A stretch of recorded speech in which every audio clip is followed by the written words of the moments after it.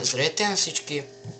Днес ще направим една конфигурация с AMD процесор. Така, реших да направим с AMD процесор, защото на последните ми две видеа бяха само с Intel процесори и реших, съответно да направим едно с конкуренцията. Да, нека започваме. Голяма изненада тук ми направи дъното, както можете да го видите. Има максимален капацитет RAM до 32 гигабайта и е с 4 слота, дами и господа. С 4 слота, което е супер. Може да надграждате и когато изобщо няма да ще ви е нужно 32 гигабайта, но както и да е. Да, общо взето това е за нашата дънна платка. AM3 плюс сокет, мисля, че най-новия на AMD, не ги следя чак толкова много. SATA портове, видеокарта, GPU гнездо имаме. И да, общо взето няма какво да кажем друго, че така паметта му е DDR3 на 1866 МГц, може и на 800. Да, общо взето няма какво друго да кажем за тази дънна платка. И да, още едно нещо, че е с SATA 3, най-новото, няма какво да си прикараме друго за него. Да, общо взето това е доста добро дъно за ценовия си клас. По 200 лева и получавате 32 гигабайта RAM, супер. Да, нека преминем вече към нашия процесор, който е AMD X4 FX-4300 338 ГГц, както казахме и на AM3 плюс сокет. Да, той е доста добър процесор, ще видите доста добър перформанс с него. AM3 плюс сокет казахме, 4 ядра, 32 нанометровата технология, може да го използвате дори ако искате да ви е по-евтино. Може да махнете видеокартата и да използвате видеоядрото на AMD. За цената си е супер това, 125 лева. И да, общо взето това е за него. Няма какво друго да се каже. Да, нека преминем вече към нашата видеокарта, която е Palit GeForce 1050 без TI. StorMax 2 гигабайта на 128 бита.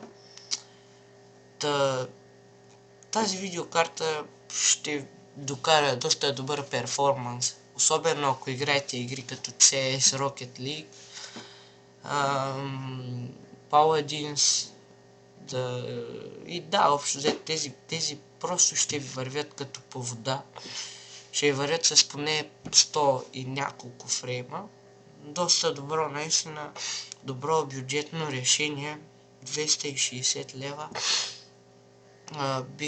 Бих се я взел, ако бих правил на AMD конфигурация и ще ви излезе доста по-евтино. Наистина ще играете хубави игри, може да играете и GTA 5, но не на чак толкова високи настройки, на медиум. А щом ви тръгва GTA 5, значи може да играете и почти съвременните игри, защото GTA 5, както знаете, изпълнява дори и много силни конфигурации. И да, общо взето това е. Може да подкарате дори Rise of the Tomb Raider на low, ако не се лъжа. Да, на low може да я подкарате. Да, общо взето няма какво друго да кажем за тази видеокарта, освен че ще ви докара доста добър перформанс. Нека преминем вече към нашата RAM памет, а именно това е Kingston 8 ГБ DDR3 на 1600 МГц. Една плочка съм избрал, да може да надграждате, защото ако направите в Dual Channel, така ще можете само да кажем, ще си вземете Dual Channel 8 ГБ, т.е. 4 по 2 и другия път, като си вземете още 4 по 2 и ще стане 16. Така губите място, защото можете да сложите 16 защото може да сложите 32 гигабайта, вие ще се запълнили всичките слотове с 4 гигабайта, което си е по-много голяма загуба. Да, няма какво друго да кажем на нея. DDR3, 1600 МГц. Да, това е общо взето за рамта ни. Нека преминем към нашия хард диск, който е Seagate Barracuda 1 терабайт. Скоростта му е 7200. Размера му е 60. Кейдж, размера му 64 мегабайта и може 6 гигабита в секунда максимален пренос на данни. SATA 3, някакво друго да кажем за него. Seagate, както знаете, те са едни от най-добрите производители на хард дискове. Както виждате тук, този хард диск е топ 1, което е супер. Опа, отвори го без да искам. Това е отвътре, няма така да ви дойде, само да ви кажа. За които не знаят, това просто показано отвътре.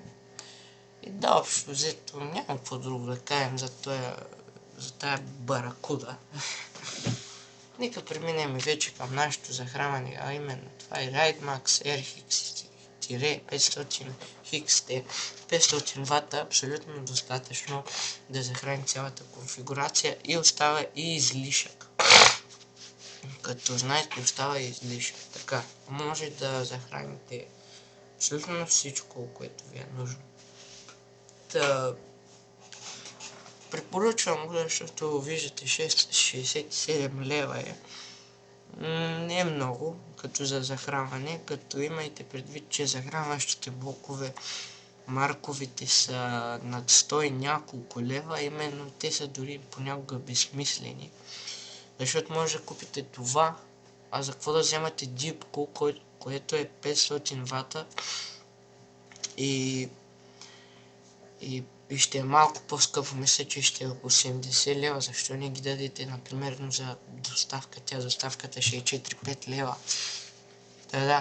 Разсъждавайте, като мен, да знаете, просто за какво да си прецаквате с още няколко лева, които ще ви дойдат добре за нещо друго.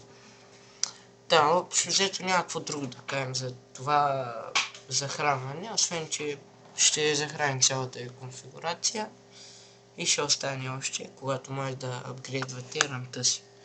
Нека преминем вече към нашата кутия, именно това е Deluxe ME901. Избрах я, защото изглежда като Predator, малко според мен изглежда като Predator. Има стъклен капак, така да го наречем. Може да си виждате частите. Може да свети, добра е. 50 лева, гледал съм да е просто хем да е добра, хем да не е много скъпа, защото за какво да се изфърляте с 100 лева кутия, която просто ще седи на земята или на бюрото ви и само ще я гледате, затова няма смисъл. Пък и тази изглежда доста добре, поне според мен. Да, общо взето тази конфигурация е точно възлиза 827 лева и 95 стотинки, точно пресметнато. И искам да ви се извиня, че не съм качвал вчера клипче. Това е защото малко имах работа и заради това не можах да смогна да снимам клипче, но днес ще има още клипчета. Само да ви кажа, че днес е 8 февруари 2017. Цените постоянно могат да варират, всеки път ще го казвам, както казах, постоянно могат да намалят, могат да се качват, затова ви казвам датата, да знаете. Общо взето тази конфигурация може да ви докара един добър гейминг, но за рекордване ще е малко трудно наистина. Но вас няма особено да ви бърка, защото просто играйте, според мен. Да, общо взето това това видео. Ако ви е харесал, може да се сабскрайбнете и да дадете един лайк. Много ви благодаря за 5 сабскрайбъра и за 11 гледания на първото ми клипче.